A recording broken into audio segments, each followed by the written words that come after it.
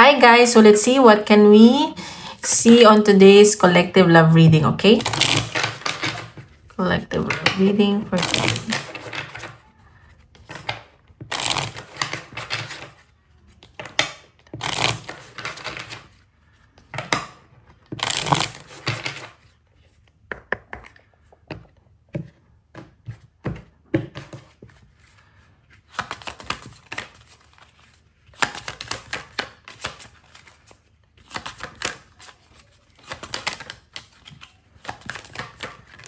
Okay, sanctuary. So, sa nakikita ko dito, nagre-relax kayo.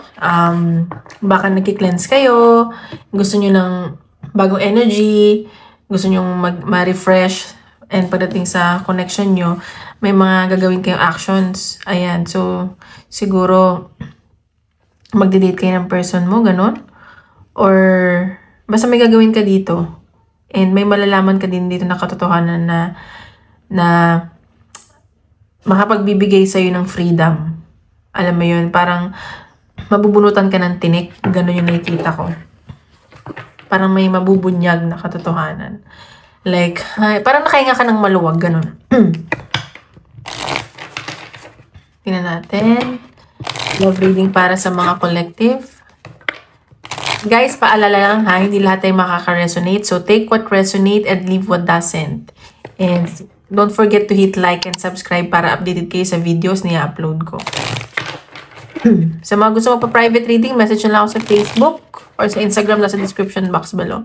Pero lalagay ko na din siya sa comments kasi may mga nagtatanong eh. Okay, love reading ng collective.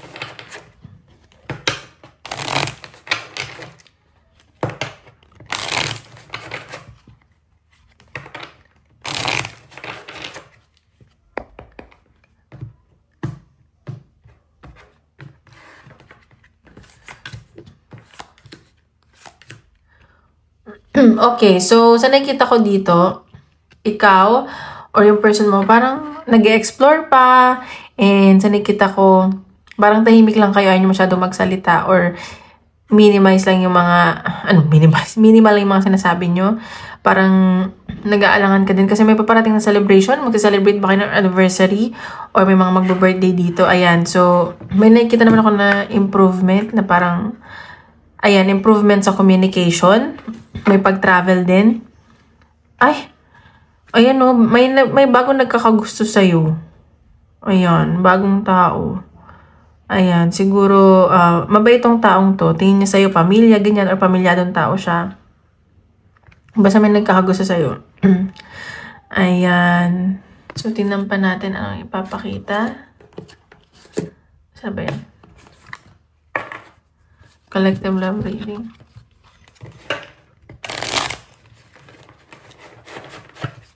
Oops.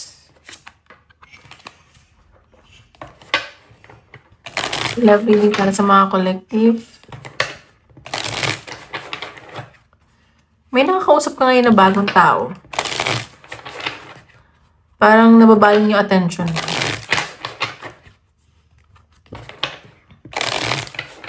Okay. Love reading ng mga collective. Tingnan natin ano yung papakita. Nafe-feel ko yung may mga nakakausap dito or bagong tao sa buhay nila. Mabait itong taong to. Masaya siya pagkausap ka, ganun. Mabait din siya. Gusto ka niya. Tingnan natin. Love reading ng mga collective. Okay.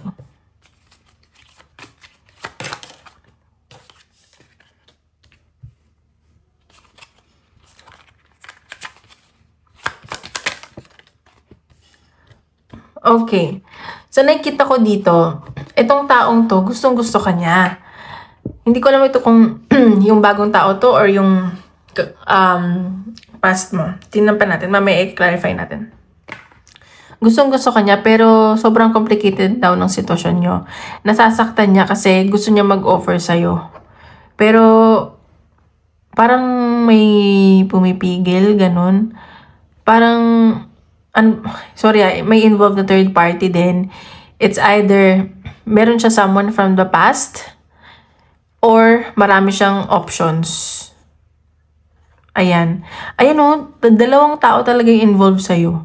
And yung isa talaga involved din. Nakakatawa. eh, sa lahat, so, ganito. Kung yung person mo may option, sa nakikita ko, ikaw yung pinakagusto niya. Parang hindi siya masaya dun sa kasama niya ngayon, kung someone from the past. Or kung marami siyang option, ikaw yung pinakagusto niya. Ikaw yung nakikita niya ng potential. Like, basta ikaw talaga yung gusto niya. Conflict lang eh. Ayan, may third party. Ako nasi-sense. Baka ito yung madidiscover nyo. Ay, teka lang, tinan pa natin. Mali. Natin, let's ako. Love reading ng collective.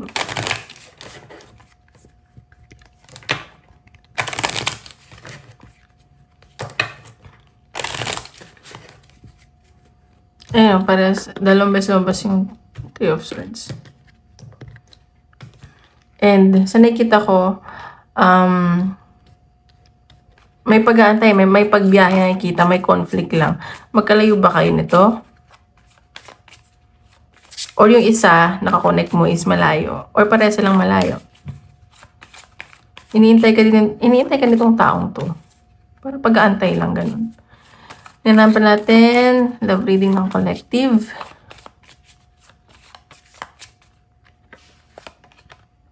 Crossroad. Ayan. He or she is in a crossroad. Hindi niya alam kung ano pipili niya kasi may involved na iba eh. It is someone from the past or marami siyang option. Nag-hesitate siya. Pero kung ako yan, kung gusto mo ako, bakit di mo kaya i-pursue? So sa ganito, baka kasi nai-intimidate siya sa'yo.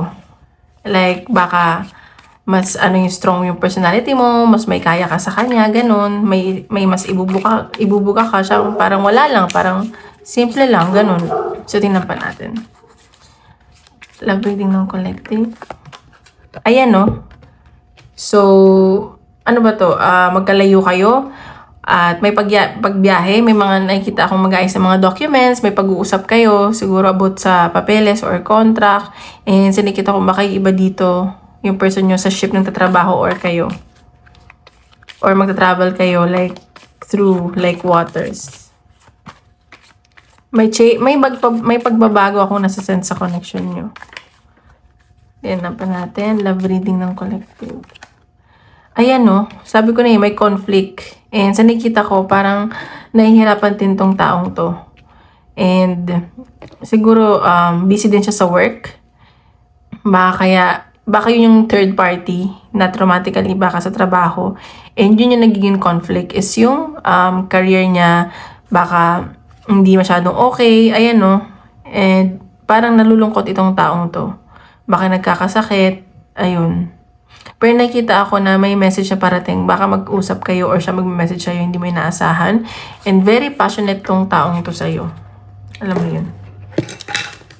Tingnan pa natin. Parang napapagod ako. Parang yun yung energy nyo or yung person nyo. Tingnan pa natin. Napapakita. Love reading. Collect.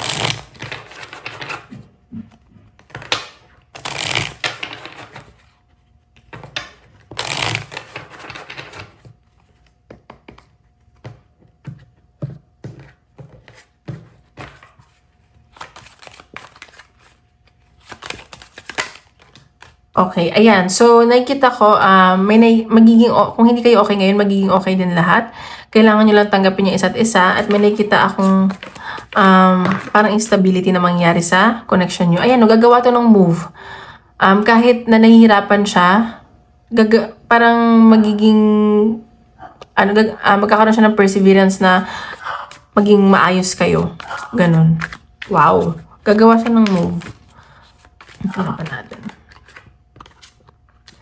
Ayan no, parang bababaan niya na yung pride niya. Siguro naging ma-pride to kasi sobrang baba ng self-esteem niya. And sinikita ko na anuhan din yung ego nito eh, kapag siguro hindi kayo nagiging okay. Kasi parang siguro sa inyo, yung iba, nasa-sense ko dito na pinafeel nyo na kahit wala ka, okay lang ako. So parang doon natapakan yung ego niya. Ayan, so mag-e-effort to, mag-i-invest to sa inyo. Ready na daw siya oh. Ayan no, maghahanda lang to. So, ayun, wow. So, intayin nyo na lang. Bago yun yung ano ba to? Yun yung mangyayari. So, tingnan natin. Ano yung current feelings sa'yo ng taong at intention? Current feelings or intention sa'yo yung taong kadil mo? Current feelings. Ano nararamdaman sa'yo?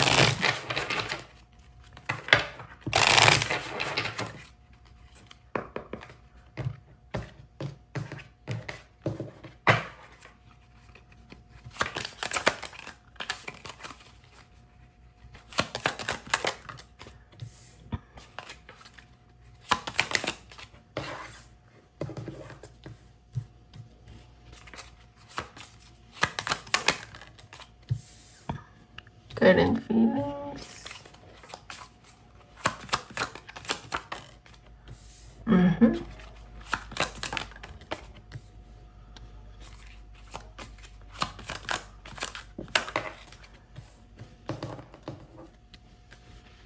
Okay, sa nakikita ko dito yung nararamdaman niya,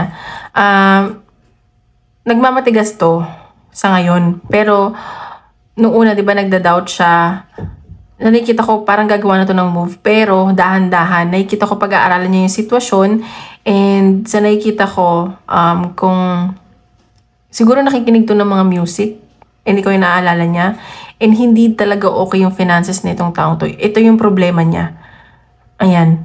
Kasi, alam mo kanina nag-flip to ng reverse. Gusto ko sana siyang ayoko sana mag-ano ng reverse, pero nafe-feel ko, sabi ng spirit na reverse dapat yan. So, ito yung hangman, di ba? Parang hindi siya sigurado. So, naiisip niya na maging sigurado siya. Though, andun pa yung conflict, nadadalawang isip siya, pero pag-aaralan niya, gets niyo yun? Parang sigurado na siya, pero pag-aaralan niya. And sa nakita ko, naalala niya kayo at ginagawa niya tong mga to through music. Or baka musician to or mahilig sa music. Ayan. And sa nakita ko, nag-iintay lang tong taong to. Nag-aantay lang siya kung ano mangyayari sa connection nyo. Ayan. And sa nakita ko, very passionate tong taong to sa'yo. Ayan. Ayan, no, nasasaktan to kasi ending na nangyari sa inyo. Pero may nakita akong success at victory. Wow, nakakatuwa naman. Ayan, so may pag-travel din. Ayan, so baka puntahan ka or magkita kayo. Baka mapag-usapan yung magkita kayo, ganun. So, tingnan pa natin ang nararamdaman sa'yo ng taong to.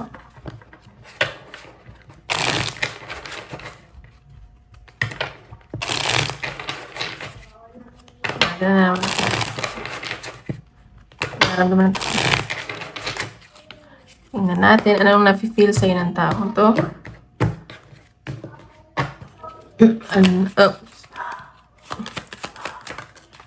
Okay. Ayan. So, insecure tong taong to sa'yo.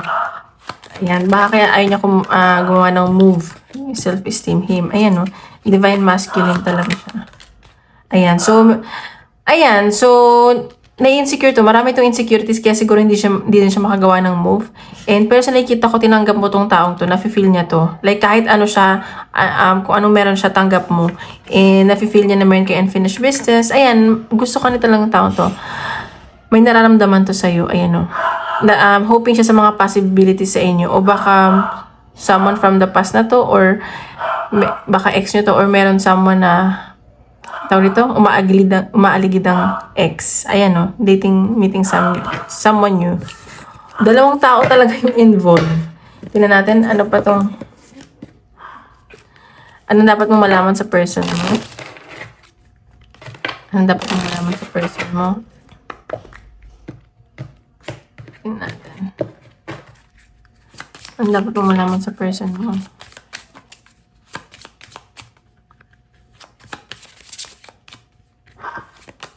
Open up your heart. So, ito, mag-open up na to sa'yo. And sa nakikita ko na doon niya sa iyo niya naramdaman yung totoong pagmamahal. Yung natanggap mo talaga siya kung sino siya, ganun. So, mag-open up to sa'yo. Mag-message to, ganyan. Ano dapat mo malaman sa mo? See? Oh my God. Paulit-ulit. Ayan. So, may nagsasabotay sa connection nyo. May third party talaga. Hindi ko alam kung ikaw na may bagong tao or siya na may someone from the past or maraming option. May sumasabotahe talaga. Baka ito yung aaminin niya sa'yo. Tingnan pa natin. Ano dapat malaman sa person mo? Honeymoon. Ayan. So, siguro yun yung sasabihin niya. At sa nakikita ko, or baka sabihin niya na ikakasal na siya. Oh my God, wag naman sana. Pero yun yung pinapakita ko, yung mag-sugarcoat. So, ayan. May pag-travel din talaga. Baka Cancer, Pisces, and Scorpio to. Pero nasa iyo pa rin yung swerte.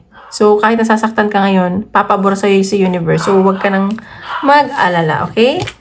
So, tingnan pa natin ano ang possible outcome ng connection nyo. Sorry guys, maingay yung maso.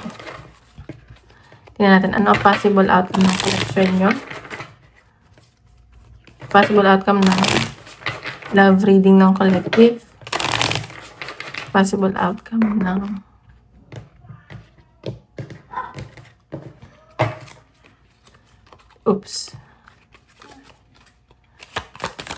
ang possible outcome? Ayan. Oh my God, new beginning.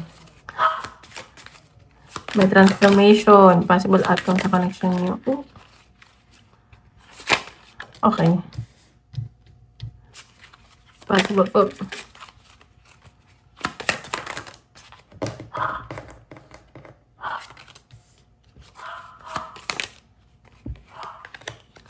Possible outcome sa connection niyo.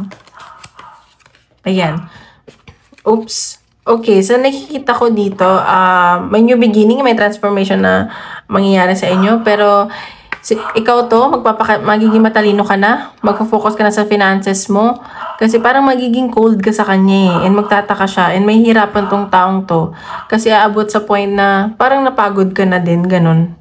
So, masasaktan to. Pero sa nakikita ko, may transformation na mangyayari. Ikaw, parang mag-move on ka, mag-walk away ka sa sitwasyon na to. Parang malalaman mo yung worth mo eh. Parang hindi mo na tatapusin, parang mag-move forward ka na. May completion na mangyayari sa connection nyo. Pero mag-o-offer tong taong to. Hello, tingnan nyo. Mag-o-offer tong taong to, pero hindi agad-agad. Pero yung pag-offer nito, grabe, matutuwa ka. Nakikita ko na puro siya ng pagmamahal, ng hope. Ayan oh my God, may pag-travel, tsaka communication. Pero ikaw, marami kang options, marami nagkakagusto sa'yo. Oh my God, ayan. Hala, grabe naman. Ayan, so tingnan pa natin. Ano ang message sa'yo anong gusto sabihin sa'yo ng person mo? Anong gusto sabihin sa'yo ng person mo? Anong gusto sabihin sa'yo ng person mo? Anong gusto sabihin sa'yo ng person mo? Anong gusto sabihin sa'yo ng person mo? See, I want to tell you how I feel. Ayan, oh. Siguro hindi na ito makatulog. I'm afraid to contact you. Ayan, gusto niya sabihin sa'yo kung ano nararamdaman niya. Yung totoo. Pero natatakot siyang mag-message sa'yo or kontakin ka kasi baka i-reject mo siya. At ayaw niya mangyari yun. Ayaw niya nare-reject siya kasi natatabakan niya yung ego niya. Ayan, I wonder if you are happy without me. Siguro nakikita niya na masaya ka na talaga or nagwa-wonder siya kung namatay yung ilaw. Kung masaya ka pag wala siya. Ayan. So, ayan yung message niya. So, tingnan pa natin. Anong message sa inyo ni Universe?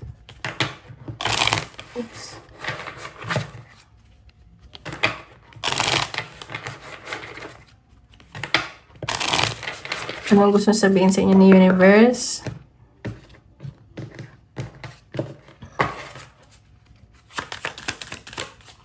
Anong gusto sabihin ni Universe sa mga collective? There is a rapid movement. O yan o, may mangyayari talaga, mabibigla ka. Parang mabilisan. Parang hindi mo ina-expect. Baka mag-message siya sa'yo. This situation will result in bad karma. So, nasa-sense ko dito, kung napaiyak ka man niya, nasaktan ka man niya, siya yung makakarma, hindi ikaw. Ayan. Your intentions are not clear. So, siguraduhin mong yung intentions mo ay clear din. Tingnan pa natin. Ano gusto sabihin sa inyo, Universe? Sasabihin sa inyo, Universe.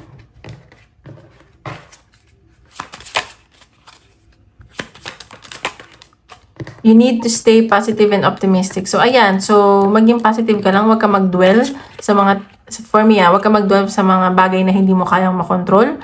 So, maging positive ka lang, stay optimistic. I mean, it sounds cliche, pero isipin mo, lahat na nangyari ay may dahilan. Pero, kung magiging positive ka at optimistic, yun din ang bibigay sa iyo ni universe. Okay? So, tingnan natin advice for you, the universe. Advice ni universe for you. Tingnan natin.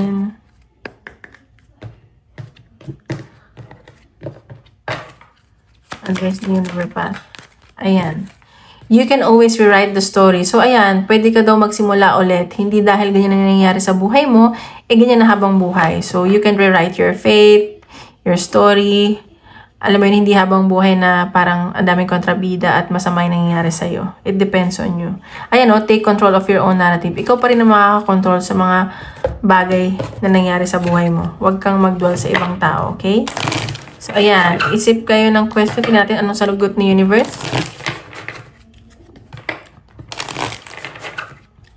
Isip ko yung question din natin ang sagot ng universe.